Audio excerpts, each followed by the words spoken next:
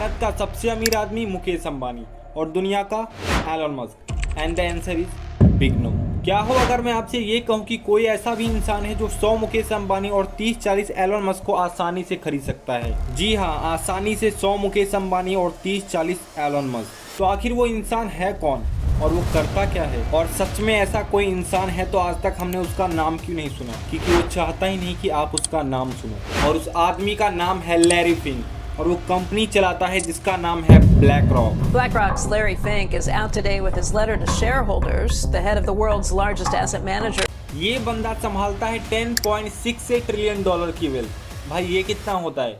तो हमारे पूरे देश की टोटल जीडीपी है 3.75 ट्रिलियन डॉलर। यानी कि हम पूरे भारतीय मिलकर जितना साल भर में कमाते हैं उसका 3 गुना तो ये अकेले ही भाई देखता है। और 10 ट्रिलियन डॉलर का 1% होता है 100 बिलियन डॉलर। और इतना तो अपने मोटा भाई की नेटवर्थ भी नहीं है। यानी कि 100 मोटा भाई को मिला लो तो भी इनके इतना पैसा नहीं बन पाएगा। और यहाँ तक कि गूगल, एप्पल, टेस्ला, फेसबुक, दुनिया में जितनी भी बड़ी कंपनी है उसका मेजर शेयर होल्डर है ये लैरी फिंक। तो अब आपके मन में सवाल उठ रहे होंगे कि आखिर ये इतना बड़ा बन कैसे गया, शुरुआत कैसे की होगी इसने, और कौन सी ऐसी चीज है जो इसको इतना सफल बनाती है कि आज पूरी दुनिया में इनसे टक्कर लेने वाला कोई हो नहीं सकता। जानना तो जरूर चाहोगे आप। तो चलो धमाकेदार वीडियो की शुरुआत करते हैं। तो सबसे पहले लैरी फिंक इतने पावरफुल इंसान आखिर किस खेत की मूली है? तो लैरी, इनका जन्म 2 नवंबर 1952 को एक ज्यूइश फैमिली में हुआ। इनके पिता फेडरिक कैलिफोर्निया में जूते बेचा करते थे, वहीं इनकी मां इंग्लिश की प्रोफेसर थी। बंदे ने 1974 में पॉलिटिकल साइंस यानी कि राजनीति की डिग्री ली और पैसा कमाने घुस गया शेयर मार्केट में। इससे ये दिखता है कि भाई को पैसा और पावर दोनों ही चाहिए था। इन्होंने अपने करियर की शुरुआत 23 साल की उम्र में बोस्टन, जो कि यूएस का जाना माना इन्वेस्टमेंट बैंक था, वहां से बॉन्ड ट्रेडर का काम करके शुरू किया। और वहां उन्होंने एक चीज इन्वेंट करी जिसका नाम था डेट सिंडिकेशन। लैरी फिंक ने देखा, यार हमारे बैंक के पास तो लोन लेने के लिए बहुत सारे लोग आते हैं और उनमें से बहुत सारे लोग लोन चुकाने के लिए कैपेबल भी होते हैं, लेकिन फिर भी हमारा बैंक उन्हें लोन नहीं देता था। आप बोलोगे लेकिन ऐसा क्यों? क्योंकि उस टाइम पर रिस्क बहुत ज़्यादा होता था। अगर एक बार बड़े पैसे का लोन दे दिया और उसने वापस नहीं किया तो बैंक बंद। और इसी चक्कर में बैंक बहुत सारे लोगों को लोन नहीं दिया करता था। इसको देखते हुए इन्होंने लाया डेट सिंडिकेशन का कॉन्सेप्ट। ये बोले, अरे जो भी तुम्हारे पास लोन लेने आता है उसको लोन दो, तुम अकेले मत दो। फॉर एग्जाम्पल, अकेले 50 करोड़ लोन देने के बजाय और 10 बैंक को उसमें शामिल करो और सबको 5-5 करोड़ देने को बोलो, जिससे तुम्हारा रिस्क भी कम हो जाएगा और प्रॉफिट भी ज़्यादा मिलेगा और इससे हम ज़्यादा लोगों को लोन भी बांट पाएंगे। इनका ये आइडिया बोस्टन बैंक को बहुत पसंद आया।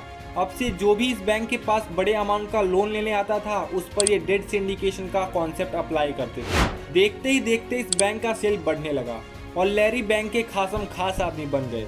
जब भी कोई प्रॉब्लम होता लैरी को बुलाओ, काम अटक जाता लैरी कहाँ है। इसी टैलेंट के दम पर महज 8 साल के अंदर ही अंदर बोस्टन बैंक ने इन्हें एमडी यानी कि मैनेजिंग डायरेक्टर बना दिया और एमडी बनते ही सोने पर सुहागा। उसी साल इन्होंने 1 बिलियन यानी कि 8,000 करोड़ उस बैंक को कमा के दिए। अब भाई को लगने लगा अपने जैसा कोई हाइच नहीं, जो है सो आपो नीचे, अपने को सब आता है। इसी ओवर कॉन्फिडेंस में भाई थोड़ा सा ज़्यादा खिल गया, यानी इन्होंने काफ़ी ज़्यादा रिस्क ले लिया, जिसके चलते पहले ही क्वार्टर में इन्होंने बैंक के 100 मिलियन डॉलर यानी कि 800 करोड़ का घाटा करवा दिया, जिसके चलते पूरे मार्केट में इनके नाम की बदनामी शुरू होने लगी। सब लोग कहने लगे, वही बड़ा हीरो बना फिरता था, सबको एडवाइस दिया फिरता था, अब क्या हुआ, लग गए ना। यहाँ तक कि इनके साथ काम करने वाले भी इनकी फिरकी लेने लगे। अरे मैंने तो पहले ही बोला था ज़्यादा मत उड़, लेकिन नहीं, करवा दिया ना घाटा। इनके नाम की मार्केट में थू थू होने लगी। कोई इनके साथ काम नहीं करना चाहता था, कोई इन्हें नौकरी पर नहीं रखना चाहता था। इतना ही नहीं, जिस बोस्टन बैंक में वो काम कर रहे थे उन्होंने भी नहीं सोचा कि 8,000 करोड़ कमा के दिए। नहीं, 8,000 करोड़ कमा के दिए सो दिए, वो छोड़, तूने ये क्या कर दिया, 800 करोड़ का घाटा, चलो निकलो। बोस्टन बैंक ने भी इन्हें अपनी नौकरी से निकाल दिया। अब भाई का ईगो हट हो गया। उन्होंने सोचा, यार जिस कंपनी को मैंने 8,000 करोड़ कमा के दिए उसने चिल्लर 800 करोड़ के लिए मुझे नौकरी से निकाल दिया, चल हट, अब किसके लिए भी काम नहीं करना, खुद की कंपनी खोलेंगे। इसके बाद इनकी मुलाकात होती है लेजेंडरी स्टीव शॉजमैन से, जो कि फाउंडर थे ब्लैकस्टोन कंपनी के, जो कि उस वक्त की पूरी दुनिया में सबसे बड़ी प्राइवेट इक्विटी कंपनी थी।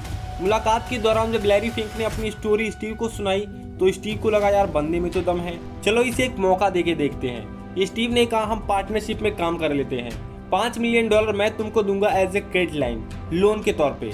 तुम काम तो शुरू करो। इसी पैसे को लेकर लैरी फिंक ने ब्लैकस्टोन कंपनी में एक छोटा सा डिवीजन शुरू किया जिसका नाम रखा ब्लैकस्टोन फाइनेंशियल मैनेजमेंट, जिसमें एक क्लाइंट के फंसे हुए फाइनेंशियल असेट में पैसे, प्रॉपर्टी, लैंड एक्सेट्रा को छुड़ाने का काम करते थे। जैसे तैसे इनका एक काम चल रहा था, लेकिन इनका टर्निंग पॉइंट तब आया जब जनरल इलेक्ट्रिक, जो कि उस समय मिड 80s में अमेरिका में सबसे ज्यादा बल्ब और इलेक्ट्रिक कंपोनेंट बनाने वाली कंपनी थी। लेटर उन्होंने एक और नई कंपनी स्टार्ट की थी जिसका नाम था जनरल इलेक्ट्रिक कैपिटल, जिसमें उन्होंने किडर पीबॉडी नाम के इन्वेस्टमेंट बैंक को खरीदा था जो कि काफी ग्रो कर रही थी। बट थोड़े ही महीनों के बाद उसमें बहुत सारे फ्रॉड और इनसाइडर ट्रेडिंग के मामले सामने आने लगे, जिसके चलते जनरल इलेक्ट्रिक के सीईओ जैक वेल्च जल्द से जल्द उसे किसी भी कंपनी के हाथों बेचना चाहते थे। तभी उस समय पाइन वेबर करके एक इन्वेस्टमेंट बैंक जिसने इस किडर पीबॉडी को खरीदने का अप्रोच किया, बट बहुत ही कम दामों में। अब भाई जैक वेल्च जो कि एक ब्रिलियंट मैनेजर थे, बट उन्हें फाइनेंस में कोई भी एक्सपर्टीज नहीं थी। उन्हें समझ नहीं आ रहा था कि भाई पाइन वेबर को कैसे डील करे, कितने प्राइस में उसे कंपनी को सेल करना है। तभी उन्हें किसी ने सजेस्ट किया, तुम लैरी फिंक को क्यों नहीं बुलाते, वो इस काम में माहिर है, वो तुम्हारी प्रॉब्लम को आसानी से सॉल्व कर देगा। उस इंसान के कहने पर जैक वेल्च ने लैरी फिंक को बुलाया। लैरी ने उस कंपनी के एसेट को देखा और उसे रिकैलकुलेट किया, अच्छे खासे दामों में उसे सेल भी करवा दिया, जिससे जनरल इलेक्ट्रिक ने उन्हें अच्छे खासे पैसे दिए और जो लैरी फिंक की मार्केट में खोई हुई इज्जत थी वो भी रीबिल्ड होने लगी। I mean, Larry Fink, with those numbers, he can say whatever he wants. BlackRock was fantastic. उसके बाद तो इन्होंने कभी पीछे मुड़ के देखा ही नहीं। अब लैरी फिंक की गाड़ी चल पड़ी थी। उसी साल उन्होंने ब्लैकस्टोन फाइनेंशियल मैनेजमेंट को $8 बिलियन तक पहुंचा दिया था। लेकिन अब लैरी को इसी फाइनेंशियल मैनेजमेंट कंपनी को और ग्रो करना था और बड़ा करना था, जिसके लिए उन्हें ज़्यादा से ज़्यादा टैलेंटेड एम्प्लॉय की ज़रूरत थी। इसके लिए उन्होंने स्टीव शॉजमैन से मीटिंग करी और उन्हें बोला, देखो मुझे टैलेंटेड एम्प्लॉय की ज़रूरत है, जिसके लिए मुझे उन्हें सैलरी के साथ साथ ESOP यानी कंपनी के कुछ शेयर्स भी देने पड़ सकते हैं ताकि वो कंपनी में टिके रहे। इसलिए आपको कंपनी में से अपना स्टेक थोड़ा कम करना पड़ेगा और मेरा स्टेक यानी कि शेयर इंक्रीज करना होगा। बट स्टीव सेजमैन ने इनके इस प्रपोजल को रिजेक्ट कर दिया, जिसके कारण इन दोनों के बीच दरार पड़ने लगी और दोनों का ईगो आड़े आने लगा। Ego is a great thing in business. An ego. You show me a titan of industry and I'll show you somebody with a big ego. Larry बोल रहे थे स्टेक बढ़ाओ, कंपनी बड़ी करनी है, बट स्टीव बोले नहीं। और आगे चलकर फिंक ने बोला अब हमारी नहीं पड़ सकती, अपना तुम देखो मैं अपना देखता हूँ। और साल 1988 में स्टीव सेजमैन से अलग होने के बाद इन्होंने शुरू किया ब्लैक रॉक। भाई अब ये तो समझ में आ गया कि ब्लैक रॉक की शुरुआत कैसे हुई, बट अभी भी जो सवाल मन में उछल रहा है कि आखिर इतना पैसा आया कैसे, $10.68 ट्रिलियन, और ये कंपनी हमें कैसे ओन करती है। So give full attention here. आपने ये तो सुना ही होगा कि इंडिया में सर्टन एज लिमिट के बाद सरकार लोगों को पेंशन देती है, बट ये पेंशन का पैसा आता कहाँ से है।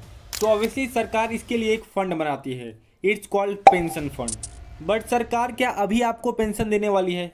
नहीं, जब आपकी उम्र 60 साल के अबो हो जाएगी तब आपको ये पेंशन मिलेगा। लेकिन तब तक सरकार इस पैसे का क्या करेगी? कहीं ना कहीं इन्वेस्ट करेगी, बट कहाँ, सरकार को ये मालूम ही नहीं। अब यही पिक्चर में आता है ब्लैक रॉक। बोलता है लाओ भैया सारे पैसे इधर दे दो, हम तुम्हारे पैसों को संभालेंगे, ख्याल रखेंगे। और ये खाली इंडिया का ही नहीं, USA, Russia, China, Japan, France, Africa, इन सारे बड़े बड़े देशों के पेंशन फंड का पैसा भाई अकेले ही देखता है। और खाली पेंशन फंड ही नहीं, डिफेंस का एक अलग फंड हो गया, रेलवे वालों का एक अलग फंड हो गया, एजुकेशन का एक अलग फंड, इन सारे फंड का पैसा जाता है ब्लैक रॉक के पास। इन शॉर्ट पूरी दुनिया में जितने भी फंड क्रिएट किए जाते हैं उन सब का पैसा जाता है ब्लैक रॉक के पास। और तो और वर्ल्ड की फॉर्च्यून 500 कंपनीज हो गई, बड़े बड़े बैंकिंग इंस्टीट्यूशन हो गए जैसे कि RBI, फेडरल रिजर्व बैंक, ये भी अपना पैसा ब्लैक रॉक को संभालने के लिए देते हैं। एंड इंटरेस्टिंगली बड़े बड़े फाइनेंशियल इंस्टीट्यूशन, बड़े बड़े इन्वेस्टर जिनको हम अपना पैसा संभालने के लिए देते हैं, वो भी अपना पैसा ब्लैक रॉक को ही संभालने के लिए देते हैं। लाइक वॉरेन बफेट, इनके पास $83 बिलियन का नेटवर्थ है, उनमें से 10 to 20 बिलियन ब्लैक रॉक ही संभालता है। बट इन सब में हमें ओन करने की बात कहाँ से आ गई? सो सुनो, एप्पल अपने सेक्टर का राजा है, उसमें 6.5% भाई का ही है, वेलजॉन में 7.5%, फोर्ड का 7.25%, फेसबुक का 6.5%, वेल फार्गो बैंक का 7%, JP मॉर्गन बैंक का 6.5%, डॉच बैंक का 4.8%। और इतना ही नहीं, Twitter, Tesla, Amazon, IBM, Microsoft, इन सारी बड़ी बड़ी कंपनीज का मेजर शेयर ब्लैक रॉक ही ओन करते हैं। यानी कहीं आपको जाना है तो Airbnb, Booking.com ब्लैक रॉक का ही है। कहीं कुछ खा रहे हो तो Hindustan Unilever, Nestle, PNG, Reckitt, Benckiser BlackRock का ही है। कुछ सर्च कर रहे हो तो गूगल भाई का ही है, मूवी देख रहे हो तो Disney, Amazon prime, HBO, Netflix भाई का ही है। अब बताओ इसके बिना क्या आपका काम चल पाएगा? मतलब पूरे वर्ल्ड की सारी बड़ी कंपनीज में इनका कुछ ना कुछ स्टेक है ही, लेकिन कौन से शेयर में कितना पैसा इन्वेस्ट करना है वो कैसे ये डिसाइड करते हैं? फॉर एग्जाम्पल एप्पल में 6.5% ही क्यों, ज़्यादा क्यों नहीं? डॉच बैंक में 4.8% ही क्यों? और किस सेक्टर में कितना पैसा डालना है वो ये कैसे डिसाइड करते हैं? तो इसके लिए इनके पास है एक अलादीन का चिराग।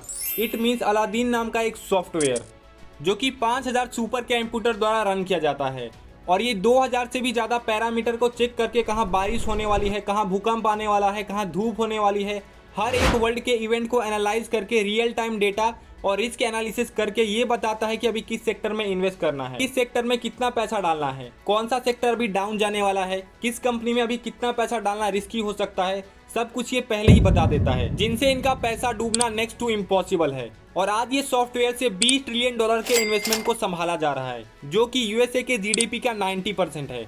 और ये अलादीन सॉफ्टवेयर कितना पावरफुल है इसका अंदाजा आप इस बात से लगा सकते हो कि Microsoft, bank of America, Goldman सैक्स, सिटी बैंक, इन सब ने करोड़ों रुपए देकर अलादीन को अपनी कंपनी के रिस्क एनालिसिस करने के लिए इंस्टॉल करवाया है, और इसको पूरे साल रखने की और मेंटेन करने की कॉस्ट लगभग 42 करोड़ रुपए। करेंटली इसके 6.5 मिलियन यूजर्स हैं, जो कि अक्रॉस वर्ल्ड वाइड 65 कंट्रीज में रन कर रही है। और इनके पावर की बात करूँ तो चाइनीज गवर्नमेंट को तो आप जानते ही हो, जो किसी भी कंपनी को अपने देश में घुसने नहीं देती। बट ब्लैक रॉक पहली ऐसी कंपनी थी जिसे चाइनीज गवर्नमेंट ने खुद बोला भैया तुम आ जाओ, और साल 2010 में ब्लैक रॉक को मोस्ट इन्फ्लुएंशियल फाइनेंशियल इंस्टीट्यूशन के खिताब से नवाजा गया। आज यूएस के GDP का 50% अकेले ब्लैक रॉक ही कंट्रीब्यूट करता है। तो ये थी एक बॉन्ड ट्रेडर से दुनिया के सबसे शक्तिशाली कंपनी बनाने वाले लैरी फिंक और ब्लैक रॉक की शानदार कहानी। आई होप आज की वीडियो आपको पसंद आई होगी। अगर वीडियो से कुछ भी नया जानने को मिला हो तो वीडियो को लाइक और चैनल को जरूर सब्सक्राइब कर दीजिएगा, क्योंकि ये सब्सक्राइब बटन आपके लिए तो फ्री है, लेकिन हमारे लिए एक मोटिवेशन है। मिलते हैं तब तक के लिए नेक्स्ट वीडियो में एक ऐसी धमाकेदार पेशकश के साथ। तब तक के लिए जय हिंद, वंदे मातरम।